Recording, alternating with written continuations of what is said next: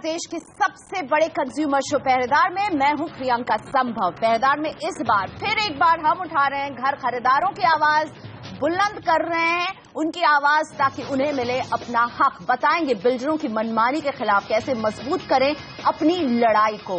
N मौके पर consumer का साथ छोड़ने वाली एचडीएफसी लाइफ ने कैसे सुधारी अपनी भूल और सोनीपत का पैनासोनिक कंज्यूमर क्यों है कंपनी की सर्विस से नाखुश। तो इन सारे केसेस पर होगी बात, लेकिन उससे पहले एक मुहिम जो मुझे नजर आ रही है पिछले कुछ हफ्तों में रियल एस्टेट ग्राहकों का एक ही नारा है, अब बस बहुत हुआ अत्याचार, अब ग्राहक के हक की बारी है। और यही वजह है कि होम बायर ने बिल्डरों के ऊपर धावा बोल दिया है। अभी तक अधूरे घर का सपना लिए हुए लोग अधर में भटक रहे थे, लेकिन अब उनको अपनी मंजिल थोड़ी पास जरूर लग रही होगी। लेकिन इन सब नारेबाजी और प्रोटेस्ट के तस्वीरों के बीच हमें ये याद रखना चाहिए कि हमारा मकसद क्या है। इसलिए बतौर होम बायर आपको ये समझना बहुत जरूरी है कि आप अपनी लड़ाई को अब इन तस्वीरों से आगे कैसे बढ़ाएं, और हम इसमें आपकी मदद करने वाले हैं। संगठित होना जरूरी है, लेकिन साथ में अगला कदम उठाना भी जरूरी है। इस चर्चा में मेरे साथ शामिल हैं तीन बहुत ही खास मेहमान। गुरुग्राम यानी कि पुराना नाम गुड़गांव के deputy commissioner TL Satya Prakash, जिनकी निगरानी में गुड़गांव के बदमाश बिल्डरों पर नकेल कसने की पूरी तैयारी, पूरा एक्शन प्लान तैयार किया जा रहा है। साथ में federation of apartment owner association के आलोक कुमार, जो लंबे समय से बायर्स की आवाज बुलंद करते हुए आए हैं और आज हमारा भी साथ देंगे। और लीगल एंगल समझने के लिए मैं मदद लेने वाली हूं प्रशांत की, लॉयर हैं और कई नोएडा के बिल्डरों के खिलाफ बायर की लड़ाई को आगे बढ़ा भी रहे हैं। सबसे पहले सत्य प्रकाश सर, आपका स्वागत है। और मैं आपसे पूछना चाहूंगी, आप लोगों ने एक नो टॉलरेंस पॉलिसी जैसे अपना ली है, जिसमें यूनिटेक, जिसके कई प्रोजेक्ट्स 5 साल तक की देरी से चल रहे हैं, उस पर आपकी नजर है, उसके एसेट और लायबिलिटी की आप लिस्ट बना रहे थे। ये बात कहां तक आगे बढ़ी है और क्या कदम हम उठने वाले देख सकते हैं आने वाले समय में? सारे बिल्डर्स एक ही टाइप नहीं होते, उसमें कुछ ऐसे भी बिल्डर्स हैं बहुत रेगुलरली ठीक टाइम पे प्रॉपर्टी डिलीवर करते हैं। दूसरा, 3 अलग अलग टाइप के हमारे पास कस्टमर्स हैं। 2007-8 में लोगों को इतना उत्साह था कि कुछ भी बुकिंग एक मिल जाए काफी है, तो फिर उन्होंने किसी भी तरीके का बिल्डर बायर बायलॉ को कॉन्ट्रैक्ट साइन कर दिया विदाउट अंडरस्टैंडिंग कि उसमें क्या है क्या नहीं है। ये कंज्यूमर कोर्ट रिलेटेड इश्यू है, ये हम टच नहीं कर पाएंगे। दूसरे टाइप का ऐसे लोग हैं जिन्होंने 1 करोड़ रुपए देके कोई बुकिंग कर दी, 25 लाख रुपए अपफ्रंट दे दिया। अब पता चल रहा है कि वो 1 करोड़ रुपए रिसेशन की वजह से 75 लाख हो गया, तो फिर हमें रिफंड चाहिए करके प्रेशराइज कर रहे हैं। तो फिर ये basically he can not be refunded. इस टाइप के और तीसरे टाइप के लोग हैं जेन्युइनली मकान चाहते हैं, पेमेंट 90% कर चुके हैं, डिफॉल्ट हो चुके हैं, बिल्डर डिफॉल्ट कर चुका है। हम तीसरे टाइप के चीजों को ज्यादा फोकस कर रहे हैं, पहले 2 की नहीं। इनमें 3 अलग अलग टाइप के मुद्दे हैं। चीटिंग इश्यूज हैं, वो पुलिस को जाएगा। कंज्यूमर कोर्ट रिलेटेड इश्यूज हैं, कंज्यूमर कोर्ट को जाएगा, कॉन्ट्रैक्ट रिलेटेड इश्यू है। थर्ड, लाइसेंस प्रोविजंस को जहां पे बिल्डर ने वायलेट किया है, वो town and country planning inquiry करेगी। मैं किसी भी बिल्डर का नाम नहीं लूंगा, क्योंकि हर बिल्डर का एक ब्रांड नेम होता है, और ब्रांड नेम को इस तरीके से उछालने से क्या होता है कि ब्रांड वैल्यू डाउन हो जाती है। एंड हर बिल्डर हमारे लिए इंपॉर्टेंट है जितना कंज्यूमर है। But at present government, particularly chief minister, is extremely sensitive, क्योंकि इतने सारे लोग अपने हार्ड अर्न मनी को इन्वेस्ट करते हैं और एट द सेम टाइम वो मकान के एक्सपेक्टेशन में रहते हैं। ईएमआई भी देना होता है और उसके अलावा किराया भी देना पड़ता है। इसलिए at present government and administration काफी सेंसिटिव है होम बायर्स के इस पे। इसके लिए फिलहाल एक पर्टिकुलर बिल्डर के इश्यू को हम जांच कर रहे हैं, जहां पे हम उनके असेट्स और लायबिलिटीज को हम असरटाइन कर रहे हैं। उसके बाद हम ये डेटा हेडक्वार्टर भेजेंगे ताकि पॉलिसी रिलेटेड डिसीजंस लिया जाए। जी, तो कंज्यूमर का दर्द कहीं ना कहीं आप समझ रहे हैं। सबसे बड़ी परेशानी है कि जो लंबे समय से इंतजार कर रहे हैं वो क्या करें। आलोक जी, आप बताइए वो क्या करें। नारे लगा रहे हैं, सोशल मीडिया में जा रहे हैं। हमने देखा गुरुग्राम अथॉरिटी तो कुछ कदम आगे बढ़ा रही है, पर और अथॉरिटीज पीछे हैं, काफी पीछे हैं इसमें। मुझे लगता है कि वो दुष्यंत की जो लाइन है कि हंगामा खड़ा करना मेरा मकसद नहीं, सारी कोशिश है कि सूरत बदलनी चाहिए। वाकई सूरत तभी बदलेगी जब हम एक लाइन ऑफ एक्शन तय करेंगे, हमें पता हो कि हम किस रास्ते से चलें और तब मंजिल मिले। मेरे पास बहुत सारे लोग आते हैं नोएडा से, ग्रेटर नोएडा से भी और बाकी मेरठ से भी। उनको यही नहीं पता होता है, वो सीधे कहते हैं कि साहब आप धरना पे आओगे कि नहीं आओगे। मैं कहता हूँ धरना तो चलो करो ही, क्योंकि विजिबिलिटी धरना से आती है, मीडिया प्रिंट करती है, लेकिन इसके अलावा जिस रास्ते से हमें तय करना है, हमें एक एसोसिएशन की तरह जाना है, हमें खर्च भी कम आएगा। लीगल में भी बड़ी लूट मची है, बड़े लॉयर हैं जो बड़ी बड़ी बातों कह के लाखों लाख रुपए ले लेते हैं। मैं कहता हूं कि ये काम 25, 30, 40 हजार रुपए में हो जाएगा, बहुत खर्च करने की जरूरत नहीं है। अब हम लोग क्योंकि होलसेल में केस करते हैं, इसलिए मुझे पता है कि क्या एक्चुअल कॉस्ट होना चाहिए। कंज्यूमर कोर्ट में जाना चाहिए। कई लोग कहते नहीं हम NCDRC में फाइल कर दे। अरे जिस चीज के लिए जो काम करना है उसके लिए स्टेप लो, न कि आंख मूंद करके कहीं भी जाकर कोई स्टेप ले लेना। कहाँ पहले डेवलपमेंट अथॉरिटी में जाना है, उससे पहले अपनी बात कोशिश करनी है, क्योंकि वो भी एक कॉम्पिटेंट अथॉरिटी है, उसके पास भी कोई जुडिशियल बॉडी है, उसे भी पावर है वर्डिक्ट देने का, लोकल कोर्ट का अधिकार है।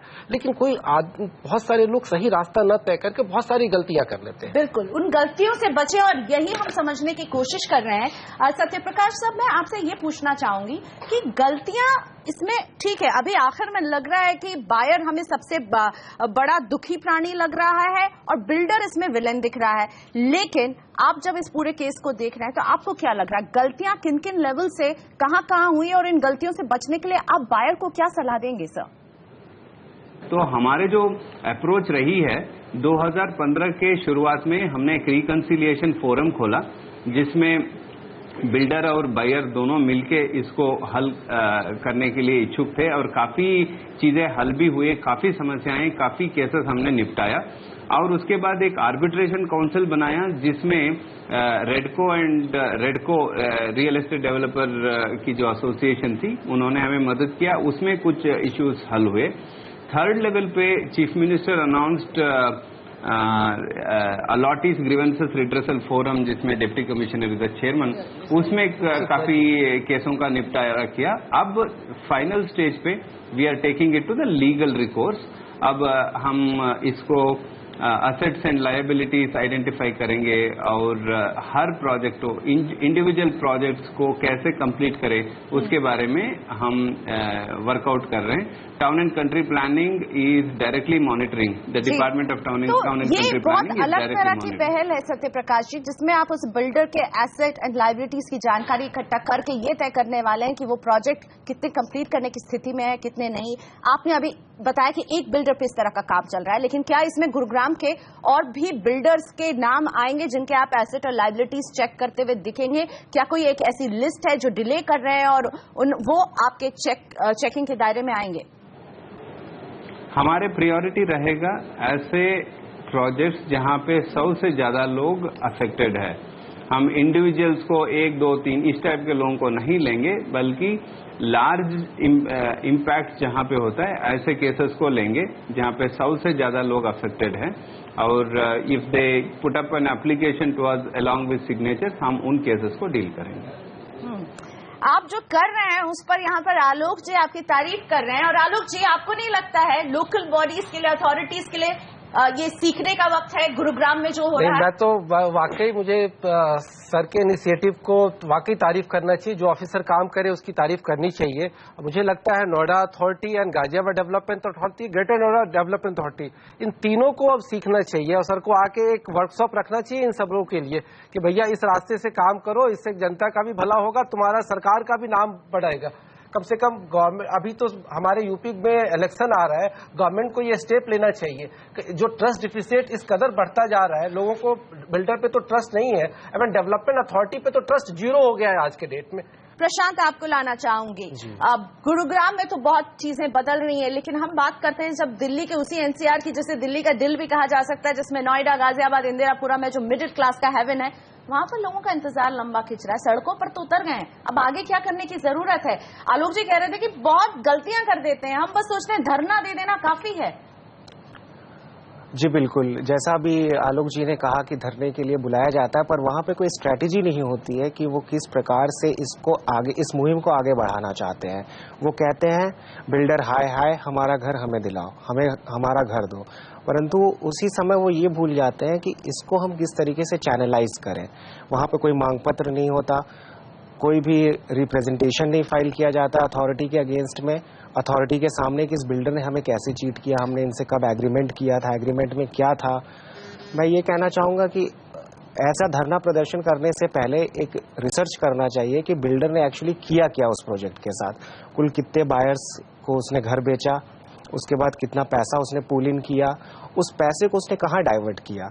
ये सब चीज़ें अगर पता चलती हैं तो उससे काफ़ी अच्छा एक लीगल रिप्रेजेंटेशन तैयार हो सकता है, जो कि आप स्टेट गवर्नमेंट को भेजिए। जैसे कि यूपी में है यूपी अपार्टमेंट एक्ट, उसके अंडर आप स्टेट गवर्नमेंट को अगर कोई रिप्रेजेंटेशन भेजते हैं तो स्टेट गवर्नमेंट उस पर ऑर्डर कर सकता है, साथ ही में अथॉरिटीज। और ये सब जानकारी हासिल कैसे की जाए आलोक जी?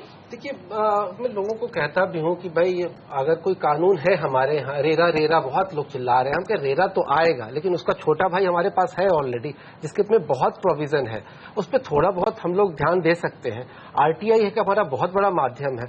राइट टू इन्फॉर्मेशन तो मुझे लगता है कि हर बच्चे को एक क्लास होना चाहिए स्कूल में भी, जिसमें एक आधे घंटे कम से कम क्लास में बता दिया जाए क्या है।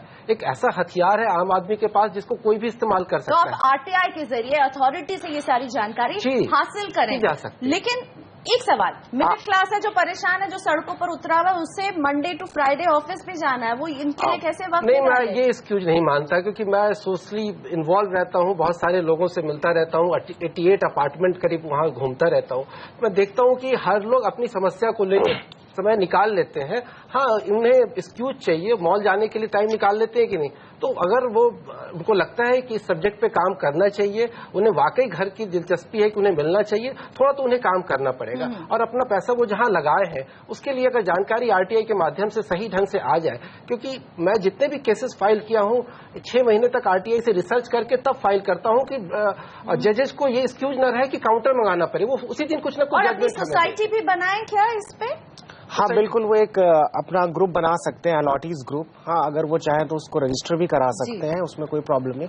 पर उसके साथ साथ ही जो एग्जिस्टिंग बड़ी बॉडीज हैं, जैसे गाजियाबाद में आपका फेडरेशन है, नोएडा में आपका नोएडा एक्सटेंशन वेलफेयर एसोसिएशन, बहुत सारी एसोसिएशंस हैं, उनके साथ मिल करके आप अपनी स्ट्रेटजीज को चैनलाइज करिए, उनसे पूछिए कि पास्ट में क्या प्रॉब्लम्स हुई, अब हम इसको कैसे मीट आउट करें। जैसे बहुत बड़ी चीज होती है कि आपसे पैसा पूल कलेक्ट करके they are divert the funds.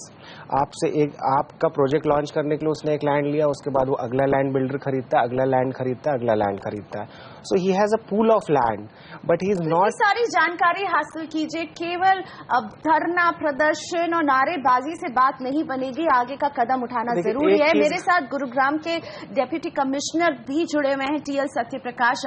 Satyaprakash जी, मैं आपसे चाहूंगी फाइनल वर्ड, वो लोग जो लंबे समय से इंतजार कर रहे हैं वो क्या करें?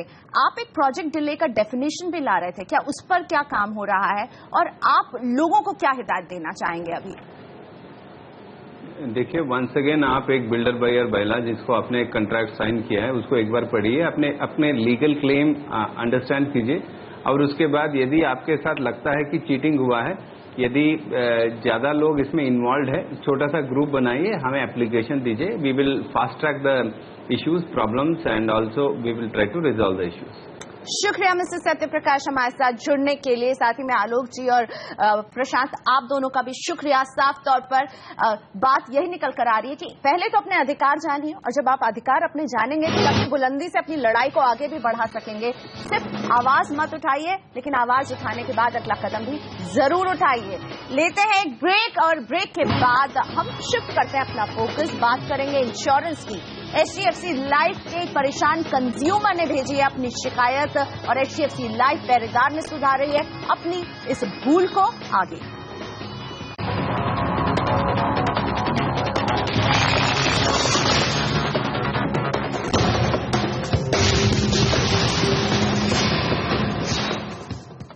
Welcome welcome back. आप देख रहे हैं पहरेदार। आप जिस मकसद से एक इंश्योरेंस प्लान खरीदते हैं और जब उसकी जरूरत पड़ती है और वो आपका साथ नहीं दे तो वो इंश्योरेंस प्लान किस काम का। राजकोट के रिद्धेश सब्जियानी के साथ कुछ ऐसा ही हुआ है। पिछले साल सितंबर में रिद्धेश का एक्सीडेंट हो जाता है। सबसे पहले वो कॉल करते अपने इंश्योरर को बताने के लिए कि जल्दी उनको HDFC लाइफ की मदद की जरूरत पड़ेगी, उनका एक क्लेम बनेगा, उन्हें एक ऑपरेशन से गुजरना पड़ा, लेकिन क्लेम हासिल करना HDFC लाइफ से इनके लिए टेढ़ी खीर साबित हुआ। अपना पूरा अनुभव शेयर करने के लिए मेरे साथ रिद्धेश है फोन लाइन पर। रिद्धेश जी नमस्ते, स्वागत है आपका। बहुत लंबा इंतजार आपको करना पड़ा इस क्लेम को हासिल करने के लिए। आप HDFC लाइफ के पास जब पहुंचे तो क्या क्या झेलना पड़ा आपको बताइए। मैंने नवंबर में क्लेम के डॉक्यूमेंट्स दे दिए थे, लेकिन दिसंबर महीने से वो लोग पास्ट सर्जरी के डॉक्यूमेंट्स मांग रहे थे और वो एक एक्सीडेंटल इंजरी होने के बावजूद भी पास्ट सर्जरी के डॉक्यूमेंट्स मांग के परेशान करते थे, जिसकी कोई जरूरत नहीं पड़ती है क्योंकि हाँ, एक्सीडेंटल केस में कोई जरूरत नहीं रहती थी। नी में कुछ प्रॉब्लम हुई थी जिसका ऑपरेशन हुआ आपका, और उसके पहले आपने कुछ एक ऑपरेशन करवाया था राइट, जिसके पेपर्स मांगने लगे। हाँ, 6 महीने पहले मैंने वेट रिडक्शन का सर्जरी करवाया था, लेकिन उसके रिगार्डिंग मैंने कुछ क्लेम भी नहीं रखा था, मैं उसका कुछ पैसा भी नहीं मांग रहा था, लेकिन ये एक्सीडेंटल इंजरी का वो पैसा देने को तैयार नहीं थे। उसके डॉक्यूमेंट्स मांगने के बाद मैं सब डॉक्यूमेंट्स दे देता हूँ, फिर भी वापस वही डॉक्यूमेंट्स मांगते रहते थे। ओके। कि मैं अगर लोकल ब्रांच में जाके मैंने यहाँ से बात की थी तो वो लोग बात करते थे, लेकिन TPA हर बार कोई नई क्वेरी निकाल देता था। ओके, और ये सब में 8 महीने के आसपास का वक्त गुजर गया। दिसंबर में एक पॉइंट ऐसा भी था जब बोल दिया था कि हाँ क्लेम आपको मिलने वाला है, लेकिन फिर ये वेट रिडक्शन की सर्जरी की बात आ गई। हाँ, फिर वो डॉक्यूमेंट्स मांग के इतने महीने तक डिले करते रहे हैं, लेकिन बाद में अभी भी जब ये क्लेम सेटल हुआ है फिर भी वो कोई बात नहीं है कि वो लोगों ने क्लेम सेटल क्यों किया, जो कि मैं कोई नया डॉक्यूमेंट मैंने दिया नहीं है दिसंबर महीने के बाद उसको। ओके, आपने वो वेट रिडक्शन की कोई डॉक्यूमेंट नहीं दिए उनको जो वो मांग रहे थे? वो नहीं, वो पहले भी दे चुका था, लेकिन ये सब होने के बाद लास्ट 3 महीने से मैंने कुछ नए डॉक्यूमेंट उसको नहीं दिए। फिर वो लोगों ने एक क्वेरी निकाली थी कि जो सर्जरी के डॉक्यूमेंट थे उसमें डेट कुछ गलत लिख दी थी हॉस्पिटल ने, वो हॉस्पिटल ने क्वेरी उसको सोल्व कर दी है। लेकिन जहां से उसने ये उठाया था कि मेरी सर्जरी 6 महीने पहले हुई है, वो कंसीडर नहीं करते। उसका इन्वेस्टिगेटर मेरे पास जनवरी महीने में आया था, वो हॉस्पिटल में जाके सब और फिर उससे संबंधित कुछ और कागजात मांग रहे थे। तो समझ में नहीं आता, एक्सीडेंट होता है, एक्सीडेंटल सर्जरी हो रहा है, एक्सीडेंटल इंजरी की सर्जरी होती है, लेकिन उनको एक पुराने वेट रिडक्शन के सर्जरी के पेपर्स चाहिए जिसका कोई रिश्ता नहीं है इस एक्सीडेंट से। और इस चक्कर में रिद्धेश जी ने ऑलमोस्ट 8 से 9 महीने निकाल दिए। लेकिन रिद्धेश जी, अब आपकी शिकायत दूर हो चुकी है। पहरेदार ने आपका मामला 11 मार्च को HDFC लाइफ को भेजा था, अब आपको वो क्लेम के पैसे मिल रहे हैं? हाँ, क्लेम के पैसे मिल भी गए, आधे बाकी है, लेकिन जब से आपने ये संभाला है उसके बाद वो लोग मेरे से ऐसे बात कर रहे जैसे क्लेम बेचने से पहले करते थे, लेकिन बाद में ये दिसंबर महीने से मार्च महीने तक ऐसे बात कर रहे थे जैसे मैंने बहुत बड़ा फ्रॉड किया है उसके साथ। ऐसे बात करते हैं कि हमारे पास इतने बहुत केस होते हैं लेकिन हमें देखना पड़ता है। क्लेम करने का वक्त आता है तो कंपनी का टोन ही बदल जाता है, और वही रिद्धेश जी ने भी सामना किया। लेकिन चलिए, अब आपको पैसे मिल गए रिद्धेश जी, हमें खुशी है इस बात की। इन पैसों पर आपका हक था, और वो डॉक्यूमेंट जो कंपनी के TPA आपसे बार बार मांग रहे थे उनका कोई हक नहीं था, उनकी कोई जरूरत नहीं थी, और इसीलिए शायद अभी तक HDFC लाइफ का जवाब भी हमारे पास नहीं पहुंचा है। हमने 11 मार्च को ये समस्या भेजी थी HDFC लाइफ को, अभी तक हमें उनके जवाब का इंतजार है। इस शो की रिकॉर्ड करने तक हम उनसे लगातार चेक करते रहे कि आप जवाब दीजिए, उन्होंने जवाब नहीं दिया है। लेकिन अच्छी बात इतनी है कि रिद्धेश जी को अपने क्लेम के पैसे मिल गए हैं। रिद्धेश हमारे साथ बातचीत कर रहे थे, उनका मैं शुक्रिया अदा करना चाहूंगी। और इसी नोट पर हम लेते हैं एक ब्रेक। यहाँ पर ब्रेक के बाद क्यों पैनासोनिक का कंज्यूमर कंपनी की सर्विस से है नाखुश।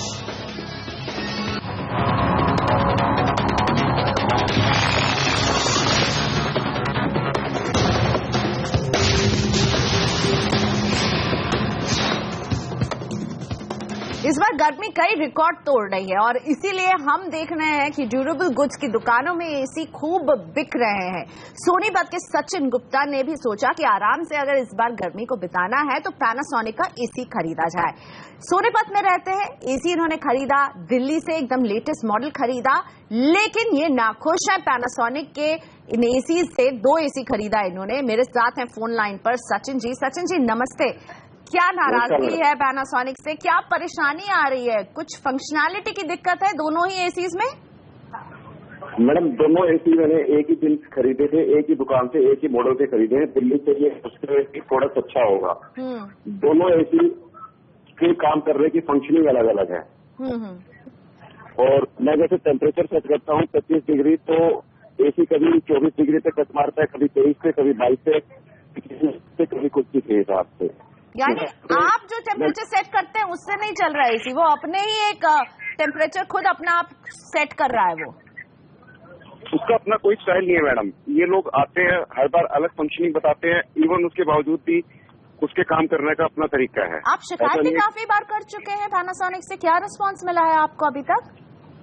मैडम पैनासोनिक वाले इस बारे में, इस प्रॉब्लम के बारे में उनका कोई सोल्यूशन नहीं है। हर आदमी, हर नया इंजीनियर अलग लॉजिक, अलग वर्किंग बता के जाता है और वो एसी अपने हिसाब से चलता है, उसका अपना ये काम करने का तरीका है। कितना खर्च किया आपने सचिन जी इन दोनों एसीज पर? हेलो जी, कितना खर्चा किया आपने इन दोनों एयर कंडीशनर्स पर? मैडम लगभग 55,000 मेरा खर्चा है।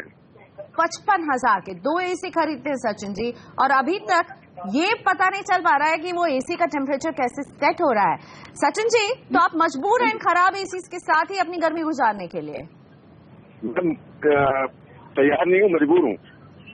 एब्सोल्युटली, मैंने भी उसी शब्द का इस्तेमाल किया, मजबूर हैं, क्योंकि पैनासोनिक तो उनकी सुनने को तैयार ही नहीं है। मैं आपको यह बताना चाहूंगी कि पहरेदार ने भी पैनासोनिक के पास इनकी समस्या रखी थी और हमने पूछा क्या कर रही है कंपनी, और पैनासोनिक के मुताबिक उन्होंने सचिन के घर टीम भेजी थी और उन्होंने हमें पिक्चर्स भेजी हैं अपने इंजीनियर की कि देखिए हमारे इंजीनियर गए थे सचिन जी के घर में और एसी की जो खराबी है वो दूर कर चुके हैं। ये पैनासोनिक ने हमें रिप्लाई दिया है। लेकिन सचिन खुद हमारे साथ हैं जो बता रहे हैं कि ये जो तमाम इंजीनियर के विजिट्स रहे हैं वो फेल साबित हो रहे हैं, और वो जो तमाम फोटो और जॉब शीट की कॉपी पैनासोनिक हमें भेज रही है वो भी यही बयान कर रही है कि कंज्यूमर तो अल्टीमेटली खुश नहीं है। सचिन जी, आपकी नाराजगी यानी अभी भी बनी हुई है? पैनासोनिक जो हमें कह रही है कि इंजीनियर जा चुके हैं और एसी ठीक हुआ है, वो नहीं हुआ है अभी तक। लास्ट में जो इनकी टीम आई थी उन्होंने ये कहा था कि हम ये नहीं बता सकते ये कहाँ पे कट मारेगा। मैडम जब कंपनी वाले बता सकते ये कट कैसे करेगा, कहाँ पे सेट करो, कहाँ पे कट करो, तो फिर किसे कैसे पता लगेगा? तो परेशानी बरकरार है पैनासोनिक से। और शुक्रिया सचिन हमसे बात करने के लिए। उम्मीद करते हैं कि पैनासोनिक कम से कम ये शो देखने के बाद तो सुध ले, आपके इन खराब एसीज की गर्मी भीषण पड़ रही है और ऐसे में एसी के टेम्परेचर पर अगर कंज्यूमर का कोई कंट्रोल नहीं है तो उस कंपनी के ऊपर क्या कंट्रोल रहेगा जो बार बार इंजीनियर विजिट्स करा रही है और तब भी वो परेशानी दूर नहीं कर पा रही है। पहरेदार में आज बस इतना ही। फिलहाल हमें यही इजाजत दीजिए। अगले हफ्ते पहरेदार फिर हाजिर होगा आपको आपका हक दिलाने के लिए। आप हमें अपनी शिकायत ईमेल के जरिए भेज सकते हैं pehredaar@network18online.com पर। आप मुझे और पहरेदार दोनों को फॉलो कर सकते हैं। ट्विटर पर भी अपने सुझाव, सलाह, शिकायतें भेजते रहिए। आज के लिए इतना ही। नमस्कार।